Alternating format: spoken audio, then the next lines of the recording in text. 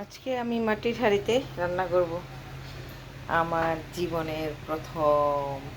যাই হোক, মাটির হাঁড়িতে আজকে কী কী রান্না করি এটা আমি অনেক দিন আগে এই হাঁড়িটা এনেছিলাম, একটু বড়। সেদিন আমি 1 কেজি বা হাফ কেজি যে এটা থাকে ওটা পাইনি, তাই বড়টাই নিয়ে আসছি। ভাবলাম মাঝে মধ্যে রান্না করব। তো মাটির হাঁড়ির কিছু নিয়ম আছে। চাল একসাথে একটু না দিলেই বেটার। পানি আগে ফুটবে, গরম হবে, তারপরে চাল দিয়ে দিলে ভালো হয়। তো আমি পানি গরম হওয়ার জন্য এখানে চাল দিয়ে দিচ্ছি। কি কি রান্না করছি আজকে দেখুন। আসসালামু আলাইকুম, কেমন আছেন সবাই? আলহামদুলিল্লাহ অনেক ভালো আছেন, আমি আপনাদের দয়ায় ভালো আছি। তো আরেকটা কড়াই এনেছি, কড়াই টাইপের অত সুন্দর সেদিন পাইনি, তারপরে ভাবলাম যে যাই পেয়েছি নিয়ে যাব। এটার মধ্যেও কী কী রান্না করি আমি আজকে এটা ট্রাই করব। আমি মাটির হাঁড়ির কিছু বৈশিষ্ট্য আছে, যদি জানতে চান পুরো ভিডিও দেখতে হবে। মাটির হাঁড়ি ফাটবে না, সব কিছু অ্যাভারেজ মিলিয়ে।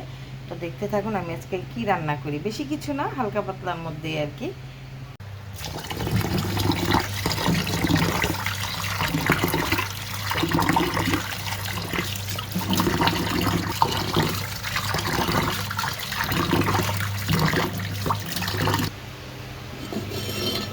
এই তো টকবক করে বলক আসছে।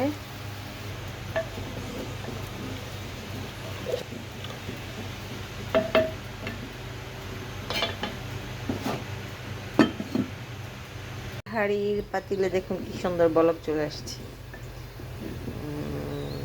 এত সুন্দর ভাত হচ্ছে, মাশাল্লাহ মাশাল্লাহ।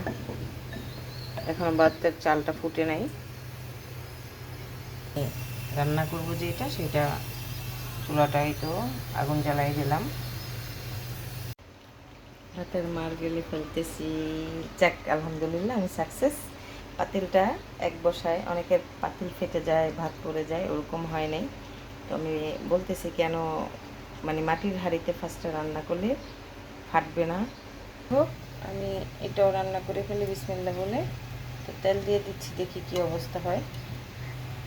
আমি রান্না করবো ডিম ভুনা। আমি আজকে স্বর্ণভাবে ডিম ভুনা করবো। এটার মধ্যে একটু ভেজে নেই বিসমিল্লাহ।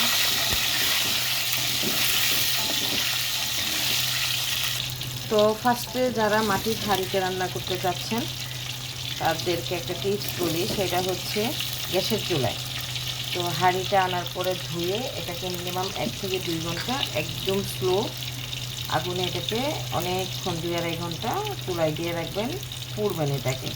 পোড়ার পরে তারপর রান্না স্টার্ট করবেন, ইনশাল্লাহ দেখবেন পাতিলা পুড়বে না। দেখুন আমি আজকে এই ফার্স্ট এই কড়াইটাই রান্না করতেছি, ভাতটাও রান্না করলাম দেখলেন তো। আমি এটা 2-2.5 ঘন্টার মতন চুলার উপরে রেখে দিয়ে তারপর রান্না শুরু করছি। এইভাবে করলে ভালো হয়। তবে মাটির হাঁড়ির দুইটা বৈশিষ্ট্য আছে, একটা হলো যেটাই রান্না করে সেটা আলাদা, আর যেটা তরকারি রাখা হয় সেটা আলাদা। তো আমি আজকে ডিম বোনা করবো অন্যভাবে, দেখতে থাকুন আমি কীভাবে রান্না করি। আমার ডিমটা ভাজা হয়ে গেছে, তুলে নিব।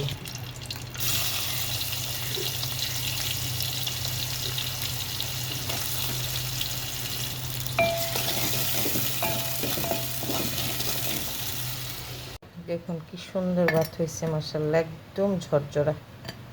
ওয়াও, আলহামদুলিল্লাহ। আদা রসুন হলুদ মরিচ সব কিছু দিয়ে এখানে মশলা কষিয়ে নিচ্ছি।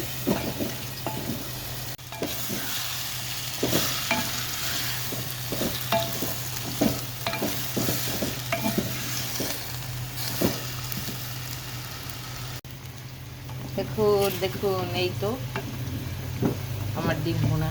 এরকম কুচি কুচি করে আলু ভাজির মতো করে ডিম ভুনা কে কে খান কমেন্ট করে জানায়েন তো। ভীষণ মজা লাগে এটা, সকালে পরোটা দিয়ে যেভাবে হোক অনেক ভালো লাগে। তাই এটা আমি শিখছি, আগে করি নাই, কিন্তু যে আমাকে রান্না করে খাওয়াইছিল খুব মজা হয়, সবাই পছন্দ করে, সেজন্য আমি আবার আজকে করলাম। টকবক